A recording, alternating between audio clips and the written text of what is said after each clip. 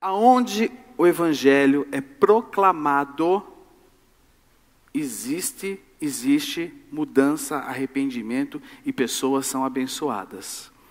Porque o evangelho não é para ser somente ouvido, mas o evangelho é para ser vivido. E nós temos aprendido que o evangelho, o caminho da felicidade, por até chamar o caminho da felicidade essa série, o caminho da felicidade está, felizes, bem-aventurados, está em nós trazermos a palavra para nossas vidas e aplicarmos ela no nosso dia a dia. E eu posso falar algo para vocês? É difícil. É difícil. Porque confronta. Ela traz confronto para nós. Ela traz confronto para o nosso dia a dia. Ela traz confronto para aquilo que você vai fazer amanhã. Talvez você tenha entrado aqui hoje com uma ideia muito bem estabelecida de qual vai ser a sua próxima atitude, de qual vai ser a sua próxima ação. Está claro para você isso? Não, porque amanhã, mas aí, um belo domingo, você acorda, vem para o culto, e Deus fala com você, faz tudo diferente. Aí você fala, não, Jesus, aí você está, não, assim não. O evangelho não é nós ouvirmos aquilo que nós queremos ouvir, mas nós ouvimos aquilo que nós precisamos ser de acordo com a palavra de Deus. E é isso que nós temos visto, o que é ser feliz. E aí a minha pergunta para você, talvez você mudou a sua percepção, né? Após ouvir aí hoje é a 8ª mensagem, essas 8 mensagens sobre feliz, ser feliz, bem-aventurados. Mas você já, antes, né, ou até mesmo hoje, o que para você é verdadeiramente ser feliz? Talvez o seu conceito tenha mudado. Talvez essa pergunta fosse a pergunta eu fazer há 8 semanas atrás. Mas para você pode estar claro, muito bom. Mas na cabeça daqueles que não têm uma convicção e não entendem esses passos que nós temos dado com relação à renúncia ao que é ser feliz, na cabeça de muita gente, ser feliz é ter dinheiro. Na cabeça de muita gente, ser feliz é ter status. Na cabeça de muita gente, ser feliz é ter sucesso. Na cabeça de muita gente, ser feliz é ter uma vida confortável. Na cabeça de muita gente, ser feliz é não ter problema. Agora eu te pergunto algo. Quem é que é feliz, levanta a mão. Agora abaixa a mão. Quem não tem problema? Deu ruim. Quem? Você não tem mesmo, você tem boleto, nem boleto você tem ainda. Pai paga tudo, a mãe paga tudo, né? Por isso Jesus fala que o reino do céu é das crianças, né? Porque elas não pagam boleto. Oi? E nem leva os boletos para ele, porque amanhã você vai levar boleto para ele. Eu levei alguns a semana passada. Jesus, tá aqui, dá um jeito. Sabe, irmãos, eu fazendo uma pesquisa essa semana na internet, lendo algumas matérias, eu li muita coisa, mas algumas coisas me chamaram a atenção. Eu não vou comentar as manchetes, né? Mas nós vamos falar de um tema perseguidos, mas felizes. Mas, voltando os nossos olhos aqui, eu li algumas coisas e como o homem tenta explicar a felicidade, né? Como o ser humano tenta explicar a felicidade. Aqui, ó. A química da felicidade. Falando de componentes nossos que componentes internos, fugiu a palavra agora, hormônios, né? Nem sei se é assim, Thaís, que fala, você que é minha consultora de assuntos difíceis. Mas, como o homem pode ser feliz? E aí, aquela aqui, ó, essa outra aqui, são matérias recentes, tá? Felicidade. Como construir a sua. E aqui diz o seguinte, ó. Bastam mudanças pequenas na rotina para aumentar seu bem-estar. Como você pode construir essa felicidade que tanto dizem? Como você pode ser feliz? Aqui, olha só. Dinheiro traz felicidade, segundo vencedor do Nobel de Economia. Mas o bem-estar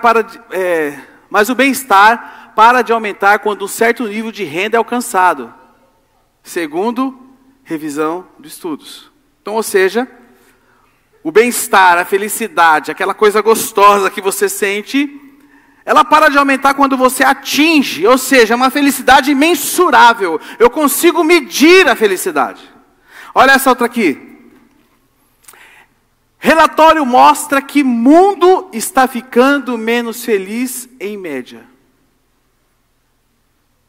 Relatório mostra que o mundo está ficando menos feliz, está ficando triste, em média. São notícias que se confrontam, que se batem no meio do caminho, que quando você vai ler elas se contradizem. Mas nós temos falado e temos estudado a felicidade à luz da palavra de Deus. E a leitura de hoje é o Evangelho de Mateus, capítulo 5, verso 10, que vai nos dizer o seguinte: felizes os perseguidos por causa da justiça, pois o reino dos céus lhe pertence. Felizes os perseguidos por causa da justiça, pois o reino dos céus lhe pertence. Esta é uma declaração surpreendente de Jesus. Como assim? Feliz os perseguidos. Feliz quem está sofrendo algum tipo de perseguição. E eu vou falar para você de todas as bem-aventuranças. Essa é uma das que eu mais queria falar. Porque esta bem-aventurança, ela nos confronta muito. E vou dizer mais do que as outras. Ela nos traz confronto. Porque ela mostra, e Jesus nos diz que ser perseguido é você ser feliz. E agora, por que ser perseguido é agradável? Ser perseguido não é agradável. Não é bom. Porque tudo dentro de nós quer fugir da perseguição. Nós queremos ser aceitos. Nós precisamos ser aceitos. Mas Jesus está falando que nós somos felizes como somos perseguidos. Agora, a pergunta é: por que Jesus chama de felizes justamente aqueles que estão sendo perseguidos? E aí a minha pergunta aqui, para reforçar, essa pergunta aqui, que está projetada aqui é: será que mesmo vale a pena, irmãos, enfrentar desprezo? Será que vale a pena enfrentar rejeição? Será que vale a pena enfrentar exclusão? Será que vale a pena enfrentar perdas de oportunidades? Ou até mesmo ameaças? Somente por escolher de acordo com os valores do reino?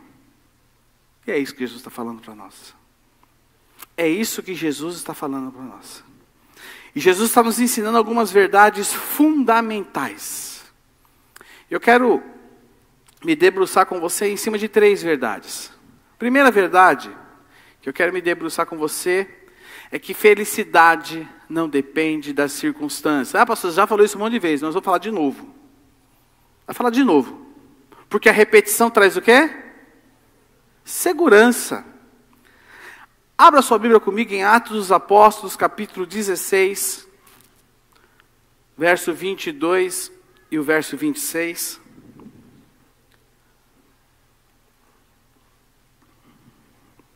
Atos 16, 22 a 26.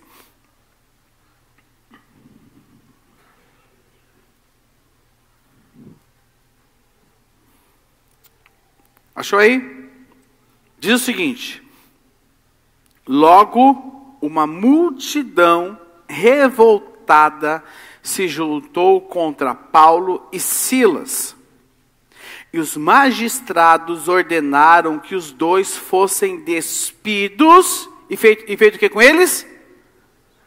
açoitados com varas.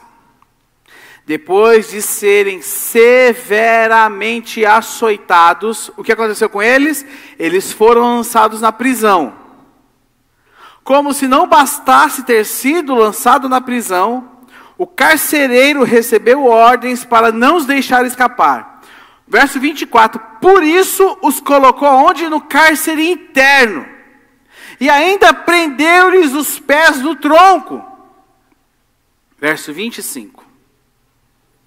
Talvez se fosse eu ou você lá, nós estaríamos chorando, murmurando, reclamando, porque a gente irmãos, a gente reclama de tudo, né?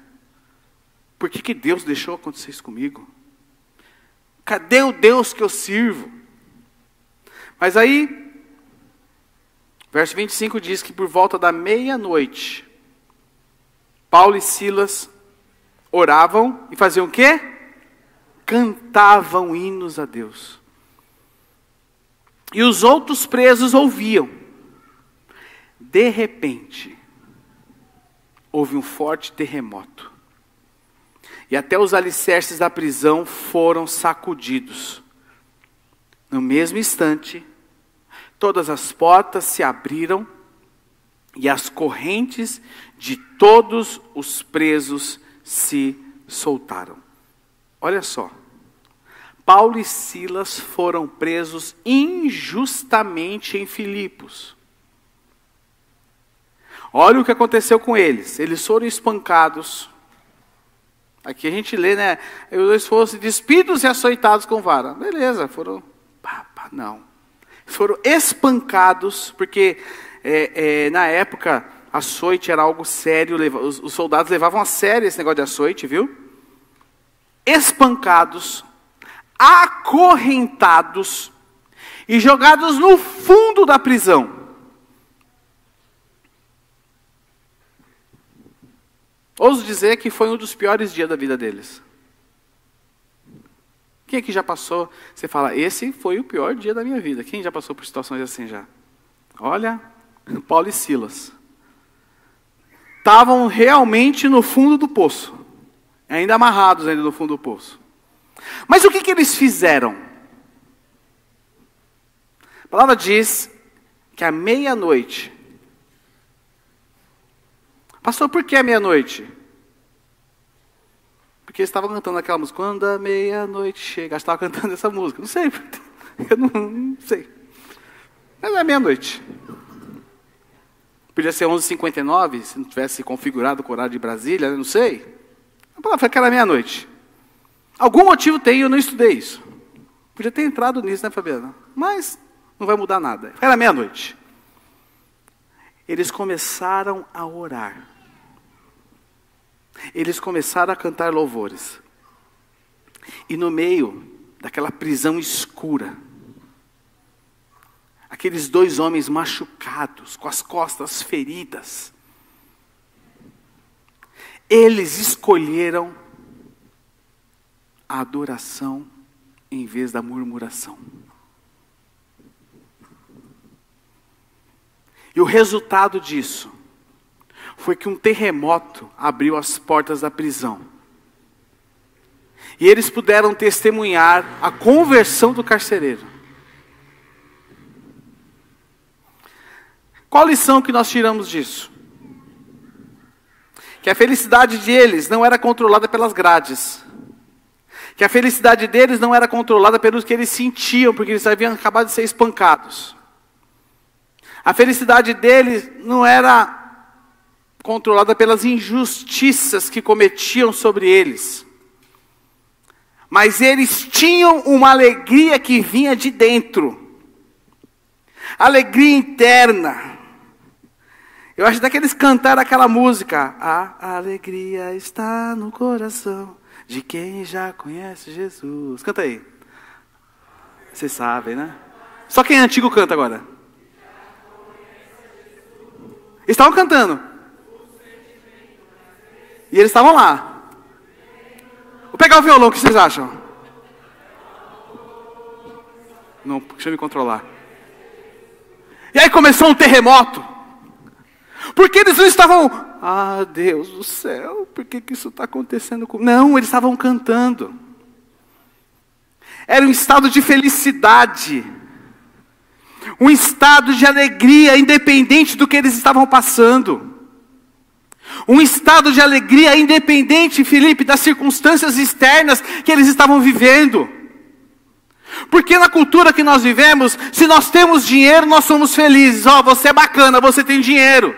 Se está tudo bem, está com saúde, legal, você é feliz. Está tudo bem no trabalho. Ah, estou feliz. Se a pessoa te elogia, se alguém te elogia, você é feliz. Porque você precisa da aprovação das pessoas para ser feliz. Só que Jesus nos mostra uma proposta radical. Ele nos diz que é possível ser feliz até mesmo no meio da dor, da perda e da perseguição. Tem sabe aquela música? Aqui, ó. Sou feliz com Jesus. Quem conhece essa música aqui? Vocês querem cantar hoje, né? É o Silas que está puxando, que eu conheço o Silas. Sabe como? Olha, vamos ler primeiro a letra dessa música? Se paz a mais doce eu puder desfrutar, se a dor a mais forte, ó seja o que for, tu me fazes saber que feliz com Jesus sempre sou. Sou feliz com Jesus. Olha só. Embora me assalte o cruel Satanás e ataque com vis tentações, ó certo eu estou, apesar de aflições, que feliz eu serei com quem? E aqui ele repete o refrão. Meu triste pecado por meu Salvador foi pago de um modo cabal. Valeu-me o Senhor, ó, mercê ser igual. Sou feliz, graças dou a Jesus. E vem o refrão, sou feliz com Jesus meu Senhor. A vinda eu anseio do meu Salvador. Em breve virá-me ao céu onde vou para sempre morar com remidos na luz do Senhor. Qual será que era o quadro de Horatio Spafford quando escreveu essa música? Estava na praia, tomando aguinha de coco, e aí de repente, Espírito Santo, e ele escreveu. Será que ele estava no seu escritório? Porque era um homem milionário, desfrutando da sua fortuna. E aí Deus veio e deu a revelação para ele. Sabe como foi que ele escreveu essa música? Horatio Spafford foi um advogado, um empresário que viveu no século XIX de extremo sucesso. Aí houve um grande incêndio em Chicago na época. E Spafford perdeu muita coisa. Só que ele deparou-se com um desastre muito maior na vida dele. Ele, no meio daquele incêndio, ele colocou sua esposa e suas 4 filhas rumo a um navio para o outro lado do mundo. E o que acontece com aquele navio? Naufragou. Da família dele só sobreviveu a esposa. E aí, o que acontece? A esposa manda a carta, chega para ele, ele entende o que tinha acontecido e precisava ir até a sua esposa. E enquanto ele atravessava o oceano, e no local exato onde as suas 4 filhas estavam sepultadas, ali no oceano, mortas, afogadas, sabe o que ele faz? Ele escreve essa música que marcou gerações.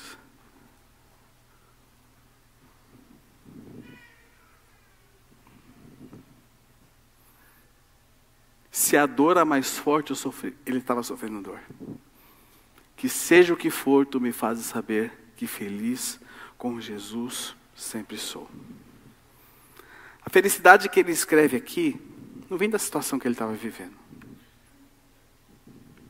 Não vem da situação que ele estava vivendo. Mas interna. E ele termina a música dizendo, a vinda eu anseio do meu Salvador. Em breve virá me levar ao céu onde vou para sempre morar com remidos na luz do Senhor. O que movia ele, sabe o que era? A esperança de um encontro eterno com suas filhas no céu. A alegria que estava dentro dele era a certeza do amor de Cristo. Talvez você esteja aqui hoje enfrentando perdas. Talvez você esteja aqui hoje enfrentando dores, perseguições. Mas eu quero te dizer algo. Você precisa olhar para Jesus. Você precisa saber de onde tirar a sua felicidade. De onde você tem tirado a sua felicidade? De onde você tem tirado a sua felicidade? Talvez você esteja aqui e diante do quadro da sua vida, diante das situações que têm te cercado, te esmagado, talvez você esteja aqui esmagado. Esmagado. O que está aqui é só o que sobrou. Eu quero te dizer uma coisa. Que a sua verdadeira alegria esteja enraizada em Deus, que não muda. E aí o apóstolo Paulo diz lá em Filipenses 4, 11 e 13. Olha o que ele diz. Não digo isso por estar necessitado,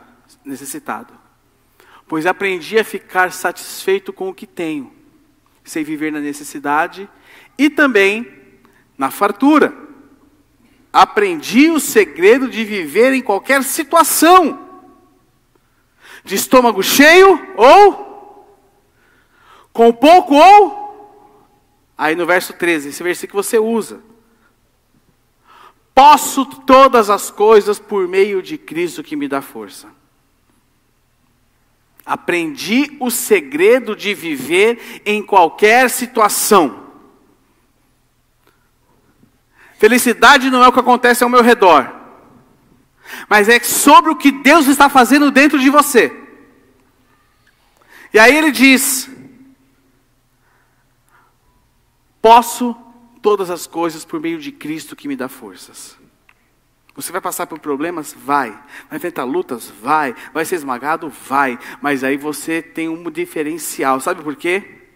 Porque não são as situações ao redor que te sustentam, mas é o que Deus está fazendo dentro de você. Amém? Segunda verdade.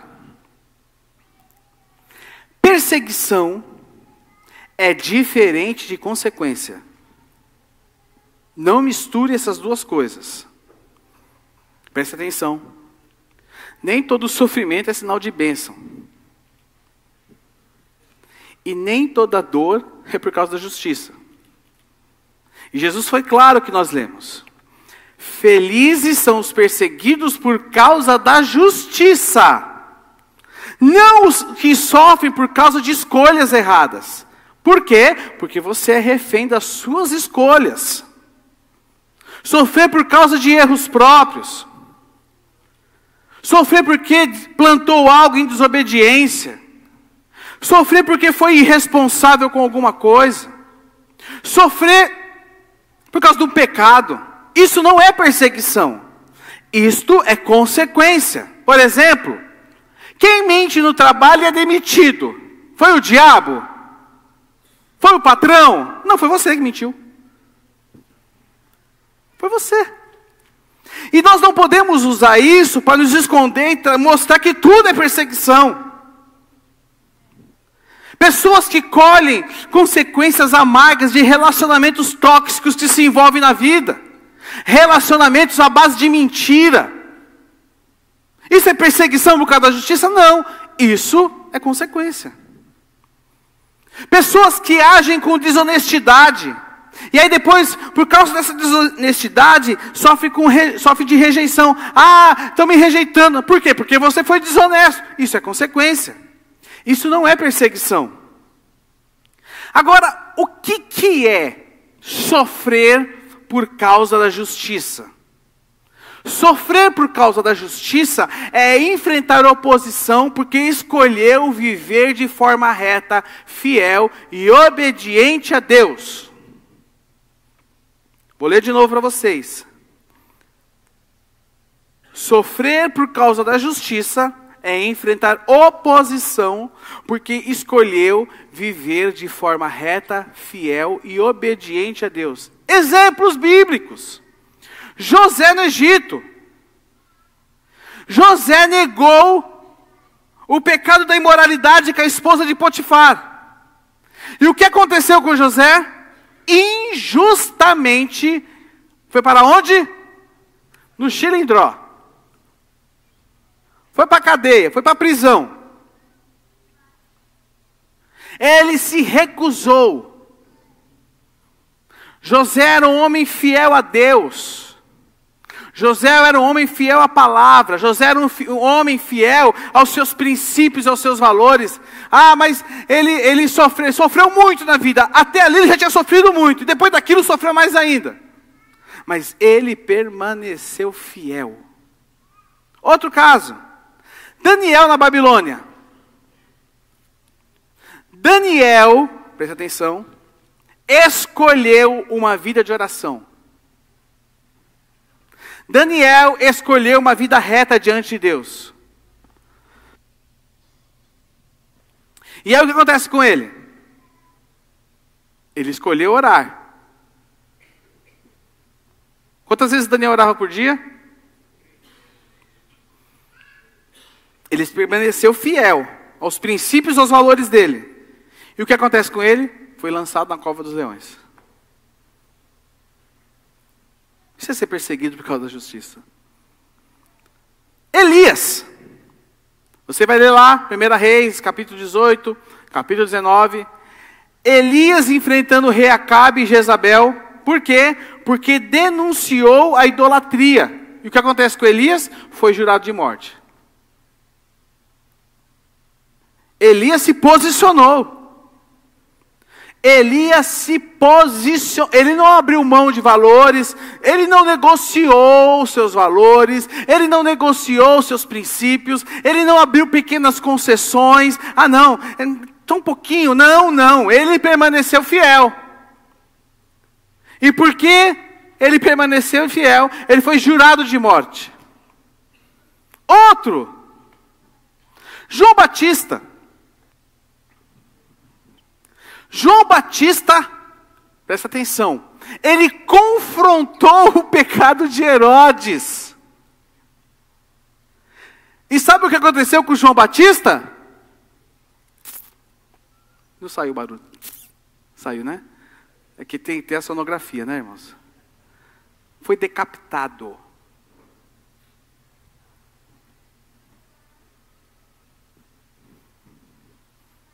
Ele confrontou o pecado de Herodes e foi decapitado. Poderíamos parar por aqui. Mas temos também Estevão. Lá em Atos 7. O que Estevão fez? Pregou a verdade. Não negociou com o judaísmo, com as autoridades. Mas Estevão pregou a verdade. Falou da verdade. E o que aconteceu com Estevão? Foi apedrejado até a morte.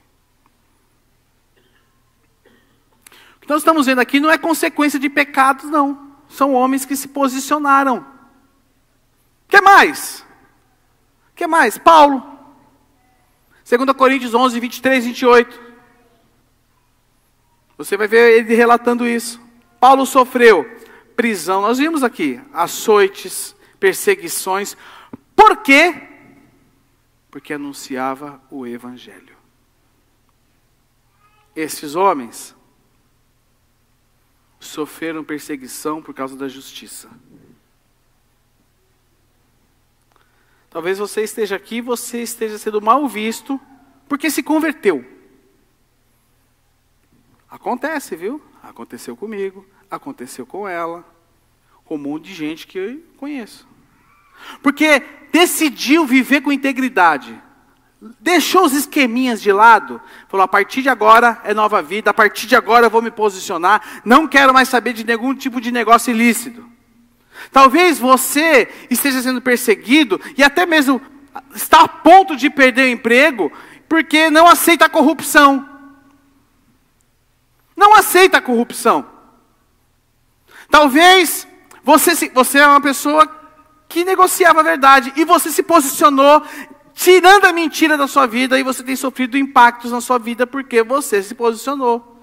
Talvez você esteja aqui e você abandonou a imoralidade. E aí os seus amigos ficam te criticando, te excluíram. Eu queria dizer algo a vocês. Vocês são felizes, bem-aventurados. Felizes, bem-aventurados, porque vocês abraçaram a justiça. Abraçaram a justiça. Mas se você está aqui hoje, e você está sofrendo por decisões erradas, eu quero dizer algo a você. Hoje é dia de arrependimento. Hoje é dia de correção de rota. Sabe quando você está no GPS?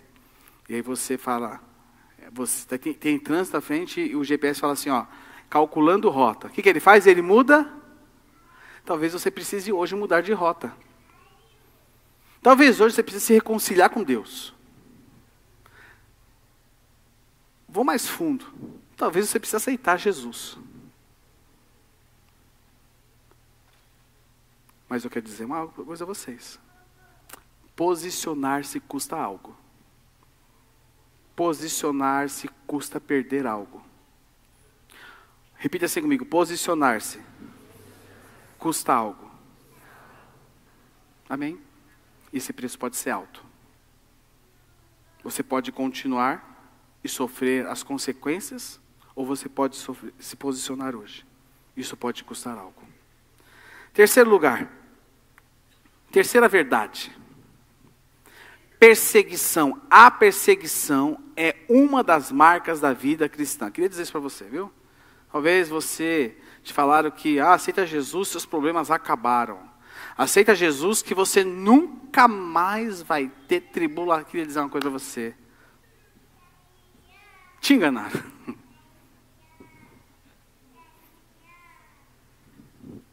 Viver com Jesus não é viver uma vida isenta de perseguição, isenta de problemas.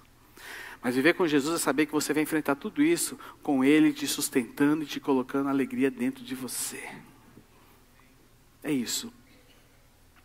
Perseguição não é um acaso.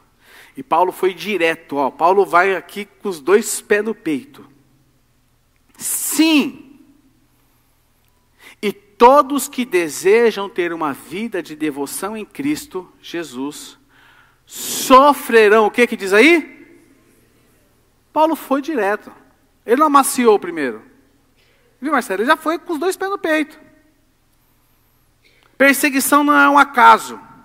É padrão. E ela faz parte da vida, do pacote da vida cristã. Ela faz parte. Por que isso acontece? Estou a minha aguinha aqui? Por que isso acontece?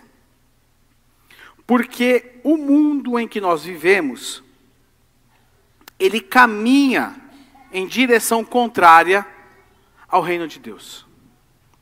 E quando nós nos posicionamos em Cristo, quando nós escolhemos viver segundo os princípios de Deus, nós começamos a nadar contra a corrente. E Jesus preparou os discípulos para isso. João 15:18. Se o mundo os odeia, lembre-se que primeiro odiou a mim. Por quê? Porque é nadar contra o fluxo deste mundo. É nadar contra aonde esse mundo está levando. Eita. É para parar aqui, filho? Sempre com o Ronaldo essas coisas, né? Sempre. Então, não sou eu. Faz um fundinho aí, vai, irmão. Faz um negocinho bacana aí, vai. Já que você me assustou, para me acalmar. Pronto. Exemplo. Jeremias, o profeta rejeitado. Jeremias passou anos anunciando a vontade de Deus ao povo de Israel. Anos anunciando. E por ele falar a verdade, você vai ler isso lá em Jeremias 38, ele foi jogado numa cisterna cheia de lama e quase morreu ali. Por quê? Por quê? Porque a verdade incomoda. A verdade incomoda. Jeremias não pregava o que as pessoas queriam ouvir. Jeremias não falava o que as pessoas queriam ouvir. Mas Jeremias falava o que as pessoas precisavam ouvir. Irmãos, eu posso vir aqui hoje e falar tudo o que você quer ouvir. Tudo o que você quer ouvir. Mas eu prefiro vir aqui hoje e falar o que você precisa ouvir. Nós precisamos do Evangelho de Jesus Cristo. Nós precisamos do Evangelho de Jesus Cristo. Nós precisamos ser confrontados pela palavra de Deus. Precisamos dia após dia, irmãos. Precisamos entender que é essa palavra que nos sustenta. Precisamos entender que essa palavra, ela nos limpa. Que quando nós ouvimos a palavra e nos posicionamos, nós começamos a viver uma fé coerente. E eu posso te dizer algo, você vai enfrentar oposição. Eu, quando me converti, muitos dos meus amigos me excluíram. Mas sabe o que aconteceu? Eu continuei. Eu continuei. Né, Lívia? Continua andando, filha. Estou ilustrando aqui, ela falou. Vai, continua. Continue. Persevere. Mantenha um padrão de santidade na sua vida. Mantenha um padrão em que o reino de Deus é prioridade para você. Mantenha isso. Talvez você esteja aqui, você seja um empresário e você quer se posicionar. Posicione-se hoje. Recuse os padrões desse mundo. Ah, mas eu vou ter retaliação em contrato. Não tem problema. Eu conheci um empresário, esses dias atrás, um alto empresário, alto nível de empresário. E ele vivia assim. Era crente, mas negociava tudo. Eu vou na igreja, né, gente? Pelo amor de Deus, eu vou na igreja, eu ouço a palavra de domingo. Mas quando precisava, negociava. E diante de um quadro da vida dele, ele resolveu se posicionar. Sabe o que ele me falou? Que ele perdeu mais da metade dos contratos dele, porque ele recusou. Não vou citar nomes, nem situações, nem a classe que pediram propina para ele. Mas ele se negou. E sabe o que aconteceu? Ele perdeu. Mas em contrapartida, o casamento dele foi restaurado. Em contrapartida, Deus começou a abrir outros negócios para ele. Porque, meus irmãos, nós não precisamos confiar no que esse presente século nos oferece. Nós precisamos confiar em Jesus. Precisamos confiar em Jesus. Agora, a minha pergunta para você. A sua vida parece com o mundo? O que tem de diferente em você? Quando o mundo sem Deus olha para você, o que enxerga de diferente em você? A sua fé é uma fé visível ou é uma fé invisível para o mundo? Sabe, meu irmão? Talvez você não esteja sendo ameaçado de morte, e graças a Deus por isso. Ou até possa estar sendo, não sei. Mas as perseguições, elas podem vir de outras formas. Elas podem vir com a cultura que nos ridiculariza, porque escolhemos viver com santidade. Talvez você sofra no seu trabalho pressão para mentir e você se posicionou e você está vendo que vai ser mandado embora. Posso falar para você? Permaneça firme. Não negocie. Não negocie seus princípios. Não negocie seus valores. Jovem, não negocie. Não negocie. Talvez você foi excluído. Essa pessoa que eu falei, ela foi excluída dos seus relacionamentos. Sabe o que aconteceu com ela? Quando ela foi excluída dos relacionamentos, ela entendeu que ela tinha uma família, a família é a igreja. E ali estavam os relacionamentos sinceros que ela podia ter. Sabe, meus irmãos? O que podemos fazer diante da perseguição? Vou ensinar 3 coisinhas para vocês aqui. Primeiro, orar por quem te persegue. Orar. Orar. E orar. E quando você tiver acabado de orar, sabe o que você vai fazer de novo? Orar. Ore. Ore. Segundo, permaneça firme.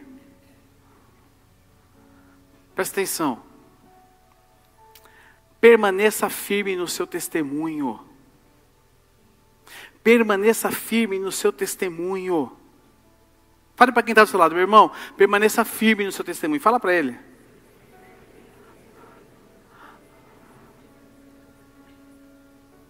E aí a terceira e última liçãozinha aqui para você. Lembre-se da recompensa. O que Jesus fala? Deles é o reino. Mateus 5:10. Lendo de novo. Felizes os perseguidos por causa da justiça, pois o reino dos céus lhe pertence. Como Horatio Spafford escreveu, não é sobre este mundo, não é sobre estes dias, não é sobre o hoje, mas é sobre o ali e além. É sobre a eternidade. Irmãos, o sofrimento aqui é temporário, mas a glória que virá será eterna. A glória que virá será eterna. Você pode vir sofrimento sobre a sua vida, mas o sofrimento não tem a palavra final sobre você. Sabe por quê? Porque o reino dos céus é a sua herança. O reino dos céus é a sua herança. Paulo, Pedro, Estevão, os discípulos de Jesus, até João, que morreu de velhice, mas foi perseguido injustamente, foi perseguido politicamente, foi colocado na ilha de Patmos ali, exilado. Todos os homens que a palavra relata, esses que eu falei aqui, todos pagaram o preço. Mas agora desfrutam da eternidade com Jesus. Agora minha pergunta para você.